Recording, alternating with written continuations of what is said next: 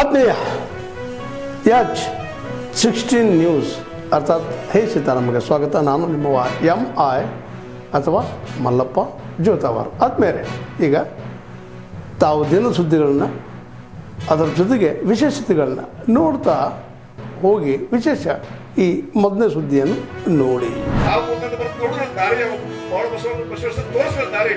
ಸಂಕಲ್ಪತ್ತು ಮಾಡೇ ಶಿವರಾಯ ಅದು ಒಳ್ಳೆ 3 ದಿವಸ 3.5 ಸಂಕಲ್ಪ ಬಿಡಾಕು ಬರೋದು ರಾಜಕಾರಣದ ಏನ್ ಚರ್ಚೆ ಹಾಕೋದು ಉತ್ತರ ಕೊಟ್ಟು ಹೋಗ್ಬೇಕಾಯ್ತು. ಹಂಗ ಹೋಗಾಗುದ್ರು ನಾನಂತೂ ಹಂಗ ಹೋಗ್ಬಾರಲ್ಲ ಹೇಳ್ಬಿಡ್ತೇನೆ. ಹಂಗ ಹೋಗ್ಬಾರಲ್ಲ ಏನಾದ್ರು ತೊಂದ್ರೆ ಸವಾಲಲ್ಲಿ ಉತ್ತರ ಕೊಟ್ಟರೆ ಸೌದು ಅದು ಉಳಿದ ನನ್ನ ಪ್ರಯತ್ನ ಆಗಲಾರ್ದು ಕುಳಿಬಾರ್ದ ಕೆಲಸ. ನಾನಾಗಿ ಉಳಿಬೇಕಂದ್ರೆ ಉಳಿಬಾರ್ದು ಪ್ರಯತ್ನ ಮಾಡಿದ್ರೆ ಕುಳಿಬಾರ್ದ ಕೆಲಸ. ನನ್ನ ಪ್ರಶ್ನೆ, ಬಾಗಲಕೋಟೆಗೆ ಕೃಷಿ ವಿಶ್ವವಿದ್ಯಾಲಯ ಘೋಷಣೆ ಮಾಡಿದ ಬಜೆಟ್ ಪುಸ್ತಕದಾಗ ಗೊತ್ತಿರಲಿಲ್ಲ. ನಾವು 2 ತಿಂಗಳು ತೋಟಗಾರಿಕೆ ಮಂತ್ರಿ ಮಧ್ಯಾಹ್ನ ಊಟಕ್ಕೆ ಬಿಟ್ಟರು ಎಲ್ಲ ಊಟಕ್ಕೆ ಕೂತು ಎಳ್ಳಿಲ್ಲವರು ನಾವು ಊಟ ಮಾಡಿಲ್ಲ. ಒಂದು ಕ್ಷಣ ಹೇಳ್ತಿದ್ದೆ ಕೆಲಸ ಊಟ ಮಾಡಿಲ್ಲ. ನಾನು ಅವಾಗ ತೋಟಗಾರಿಕೆ ಒಂದೂ ಇಲ್ಲ, ಇದನ್ನ ನೀವು ಮಾಡ್ಕೊಡ್ತೇವೆ ಅಂದ್ರೆ ಊಟ ಮಾಡ್ತೇವೆ ಅಂತ ಹೇಳಿದ್ರು. ಮಗ ಕಟ್ಬಿಟ್ರಿ ಯಡಿಯೂರಪ್ಪರು, ಹಿಂಗೆ ಯಾಕೆ ಹೋಗೋದು ಮಾಡ್ತೀವಿ, ಈಗ ಆರಾಮ್ ಊಟ ಮಾಡ್ರಿ, 1 ವಾರ ಚರ್ಚೆ ಆಗ ಬಜೆಟ್ ಮ್ಯಾಗ ಉತ್ತರ ಕೊಡುವಾಗ ನಾವು ತೋಟಗಾರಿಕೆ ಮಾಡ್ತೀವಿ ಅಂತ ಮಾತು ಕೊಟ್ಟು ಬಾಂಧವರ ರೈತ ನಾಯಕ ಉತ್ತರ ಕೊಡುವಾಗ ಬಾಗಲಕೋಟೆಯ ಕೃಷಿ ವಿಶ್ವವಿದ್ಯಾಲಯ ಬದಲಾಗಿ ತೋಟಗಾರಿಕೆ ವಿಶ್ವವಿದ್ಯಾಲಯ ಮಾಡಿರ್ತಕ್ಕಂಥ ಮಾತು ಯಾರಾದ್ರೂ ಹೇಳಿದ್ರೆ ಮಾಡಿದ್ರೆ ಅದು BS ಯಡಿಯೂರಪ್ಪನವರು ಅಂತಕ್ಕಂಥ ಮಾತು ಹೇಳಕ್ ಬಯಸ್ತೀವಿ.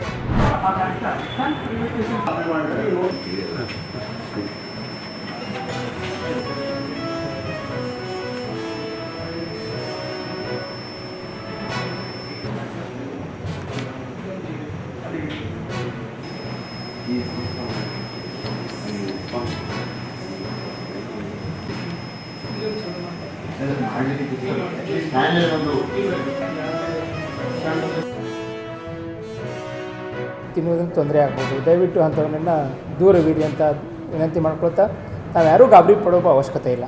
ಇದು ಪ್ರತಿ ವರ್ಷ ನಮಗೆಲ್ಲರಿಗೂ ಗೊತ್ತಿದೆ. ಇದರಲ್ಲಿ ನಾವು ಯಾವ ಥರ prevention is better than cure ಅಂತ ಹೇಳ್ತೀವಿ. ಯಾವ ರೀತಿ ಪ್ರಿವೆನ್ಷನ್ ಮಾಡ್ಬೋದು ಅಂತ ತಡೆಗಟ್ಟಬೋದು ಅಂತ ಹೇಳ್ತಾ ಇದ್ದೀನಿ. ಹಾಗೆ ಏನಾದರೂ ತೊಂದರೆ ಅನಿಸಿದರೆ ದಯವಿಟ್ಟು ನಮ್ಮ ಆಸ್ಪತ್ರೆಗೆ ಬನ್ನಿ. ನಮ್ಮ ಆಸ್ಪತ್ರೆಯಲ್ಲಿ ನಾವು ಸುಸಜ್ಜಿತವಾದ 10 ಬೆಡ್ಗಳ ಒಂದು ಹವಾನಿಯಂತ್ರಿತ ಒಂದು ಹೀಟ್ ವೇವ್ ಇದೊಂದು ವಾರ್ಡ್ ಅಂತ ಮಾಡಿದ್ವಿ. 10 ಬೆಡ್ಗಳಿದ್ದಾವೆ, ವೆಂಟಿಲೇಟರ್ ಇದೆ, ಆಕ್ಸಿಜನ್ ಸಪ್ಲೈ ಇದೆ, ಅಲ್ಲಿ ಕುಡಿ ನೀರು ವ್ಯವಸ್ಥೆ ಮಾಡಿದ್ವಿ, ರೆಫ್ರಿಜಿರೇಟರ್ ಇದೆ, ನುರಿತ ವೈದ್ಯರು ಕೂಡ ಇದೆ. ಪ್ರತಿ ವರ್ಷದಂಗೆ ಈ ವರ್ಷ ಕೂಡ ಆ 10 ಬೆಡ್ಗಳು ಅವ್ರಿಗೋಸ್ಕರ ಮೀಸ್ತಾ ಇದ್ದೀವಿ. ಜಳಕ್ಕೆ ಸಾರ್ವಜನಿಕರು ತತ್ತರಿಸಿ ಹೋಗಿದ್ದಾರೆ.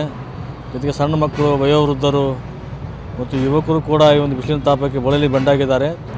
ಆದ ಕಾರಣ ನಾವು ಕೇಳ್ಕೊಳ್ಳೋಷ್ಟು ಏನಪ್ಪ ಅಂತಂದರೆ, ಈಗ ವಿಜಯಪುರ ಜಿಲ್ಲಾಸ್ಪತ್ರೆಯಲ್ಲಿ ಒಂದು 10 ಬೆಡ್ಗಳ ಒಂದು ವ್ಯವಸ್ಥೆಯನ್ನು ಮಾಡಿದ್ದಾರೆ. ಅಲ್ಲಿ AC ರೂಮ್ ಕೂಡ ಒಂದು ವ್ಯವಸ್ಥೆ ಮಾಡಿದ್ದಾರೆ.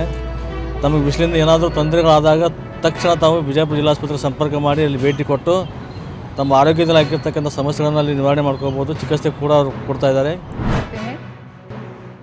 भारत और दक्षिण कोरिया के प्रतिनिधि मंडल स्तर की वार्ता, इसकी तस्वीरें इस वक्त आप देख रहे हैं टेलीविजन स्क्रीन पर राजधानी दिल्ली के Hyderabad house.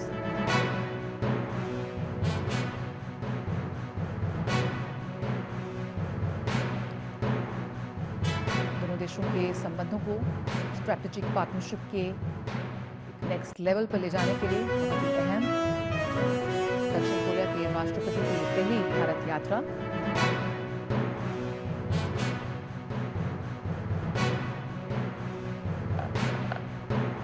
With the exchange of the MOU on cooperation in the field of sports.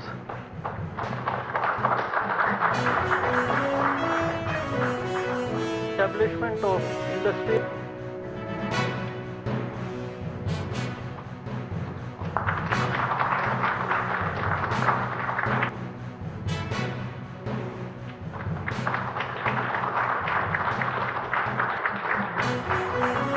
We will now have the press statement.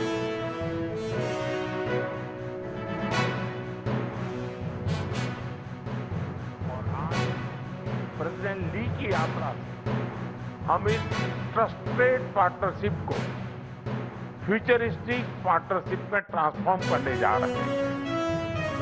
हम चिप से लेकर शिप्स, टैलेंट से लेकर टेक्नोलॉजी, एनवायरनमेंट से लेकर एनर्जी, हर क्षेत्र में सहयोग के नए अवसरों को साकार करेंगे और साथ मिलकर दोनों देशों की प्रोग्रेस और प्रॉस्पेरिटी सुनिश्चित करेंगे। फ्रेंड, भारत और कोरिया का बायलैटरल ट्रेड आज $27 बिलियन तक पहुंच चुका है। 2030 तक इसे $50 बिलियन तक पहुंचाने के लिए हमने आज कई महत्वपूर्ण निर्णय लिए हैं। दोनों देशों के बीच फाइनेंशियल फ्लोस को सुगम बनाने के लिए हमने भारत कोरिया फाइनेंशियल फोरम की शुरुआत की है।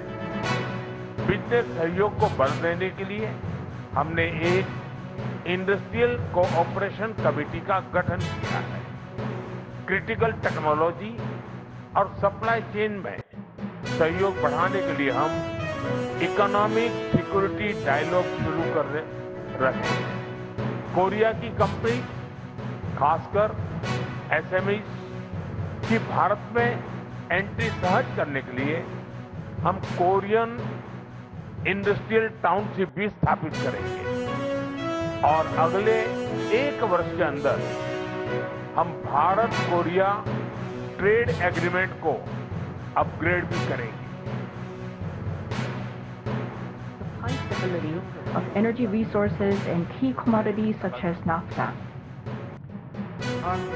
We agreed to speed up the negotiations to upgrade our SEPA to create a more favorable trade and investment conditions for our businesses and fully reflect new trade norms so that we can respond to the changing trade environment concerning supply chains and green growth in a more timely manner.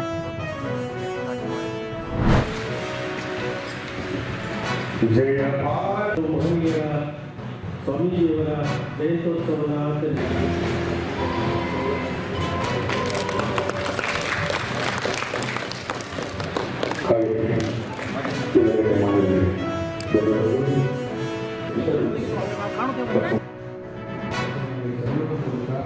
ಬಹಳ ಮುಖ್ಯವಾಗಿ ಅವರ ಸಾಹಿತ್ಯ ಕೊಡುಗೆಯನ್ನು ಇವತ್ತು ನಾವು ಕನ್ನಡ ಸಾಹಿತ್ಯಕ್ಕೆ, ಅದರಲ್ಲೂ ವಿಶೇಷವಾಗಿ ವಚನ ಸಾಹಿತ್ಯದ ಮೂಲಕ ಕನ್ನಡ ಸಾಹಿತ್ಯವನ್ನು ಜನಸಾಮಾನ್ಯರ ಮನೆಯ ಬಾಗಿಲಿಗೆ ಕೊಡುವಂಥ ಕೀರ್ತಿ ಪ್ರಸಾರವೇ ಸಲ್ಲುತ್ತೆ.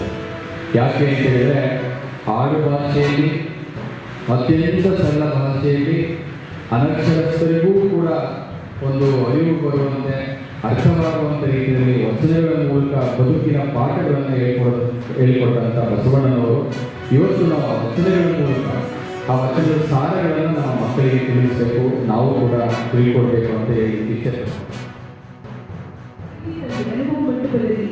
ಯಾರು ನಿರ್ಗತಿಕರು, ದುರ್ಬಲರು, ಶೋಷಿತರು ಇವರೆಲ್ಲರೂ ಕರೆದು ಅನುಭವ ಮಟ್ಟದಲ್ಲಿ ಅವರು ಆಹ್ವಾನವನ್ನು ನೀಡಿ ಅವರಿಗೆ ಎಲ್ಲ ಜ್ಞಾನವನ್ನು ದಾರಿಯ ಕೆಲಸವನ್ನು ಕಂಡ ಬಸವಣ್ಣ ಮಾಡ್ತಾರೆ. ಇದು ಬಹಳ ಮುಖ್ಯವಾಗಿ ಬೇಕಾಗಿತ್ತು. ಎಲ್ಲ ಕಾರ್ಯಗಳಲ್ಲಿ ಇದ್ದವರು ಹಡಪದ ಅಪ್ಪಣ್ಣವರು ಅನುಭವ ಮಟ್ಟದಲ್ಲಿ ಇದ್ದಾರೆ. ಸಿದ್ದರಾಮ ಅಲ್ಲದ ಕೆಲಸವನ್ನಾಗಿದ್ದ ಬಂದಂತಹ ವ್ಯಕ್ತಿ ಅವರನ್ನ ಅನುಭವ ಮಟ್ಟದ ಶೂನ್ಯದಲ್ಲಿ ತೋರಿಸ್ತಾರೆ ಬಸವಣ್ಣನವರು. ಶಕ್ತಿ ಇಲ್ಲದವರಿಗೆ ಶಕ್ತಿ ತಿಳ್ಕೊಂಡಿದೆಯಲ್ಲ, ಸಮಾಜದ ಕಟ್ಟಡಗಳ ವ್ಯಕ್ತಿಯು ಒಟ್ಟ ಮನೆಗೆ ಆದ್ಯತೆಯನ್ನು ಕೊಡುವ ಕೆಲಸವನ್ನ ಮಾಡಿದ್ದು ಅಣ್ಣ ಬಸವಣ್ಣ. ಕರ್ನಾಟಕದ ಸಾಂಸ್ಕೃತಿಕ ನಾಯಕ ವಿಶ್ವಗುರು ಬಸವಣ್ಣವರು 12ನೇ ಶತಮಾನದಲ್ಲಿ ಸುಮಾರು 850 ವರ್ಷಗಳ ಹಿಂದೆಯೇ ಸಾಮಾಜಿಕ ಕ್ರಾಂತಿಯನ್ನು ಮಾಡಿದವರು, ಸರ್ವರಲ್ಲೂ ಸಮಾನತೆಯನ್ನು ಕಂಡವರು, ಸಮತಾ ಸಮಾಜವನ್ನು ನಿರ್ಮಾಣ ಮಾಡಿದಂಥವರು. ಬಸವಣ್ಣವರ ಆದರ್ಶಗಳನ್ನು ಪ್ರತಿಯೊಬ್ಬ ಇವತ್ತು ಯುವಕರು ಇವತ್ತು ನೋಡಿ, ಡ್ರಗ್ಸ್ ಆಗ್ಬೋದು, ಮದ್ಯಪಾನ ಆಗ್ಬೋದು, ಧೂಮಪಾನ ಆಗ್ಬೋದು, ಲವ್ ಫೇಲ್ ಆಗ್ಬೋದು, ಇಂಥವೆಲ್ಲ ಯಾಕಾಗ್ತಾ ಇದೆ ಅಂತ ಹೇಳಿದ್ರೆ ಶರಣರ ಒಂದು ಸಂಸ್ಕೃತಿ, ಶರಣ ಸಂಸ್ಕಾರ ಇಲ್ಲದೆ ಇರತಕ್ಕಂಥದ್ದು. ಪ್ರತಿ ಮನೆಗಳಲ್ಲಿ ಏನು ಸರ್ಕಾರಿ ಕಚೇರಿಗಳಲ್ಲಿ ಏನು ಸಿದ್ದರಾಮಯ್ಯನವರು, ಸನ್ಮಾನ್ಯ ಸಿದ್ದರಾಮಯ್ಯನವರು ಬಸವಣ್ಣವ್ರ ಭಾವಚಿತ್ರ ಇಡಬೇಕು ಅಂತ ಹೇಳವ್ರೆ. ಹಾಗೆ ಪ್ರತಿ ಮನೆಗಳಲ್ಲಿ ಬಸವಣ್ಣವ್ರ ವಚನಗಳನ್ನು ಮೈಗೂಡಿಸ್ಕೋಬೇಕು. ಎಲ್ಲಿ ಬಸವಣ್ಣವರ ವಚನಗಳನ್ನು ಮೈಗೂಡಿಸ್ಕೋತೀವೋ ಅಲ್ಲಿ ಸದೃಢ ಸಮಾಜ ನಿರ್ಮಾಣ ಆಗುತ್ತೆ.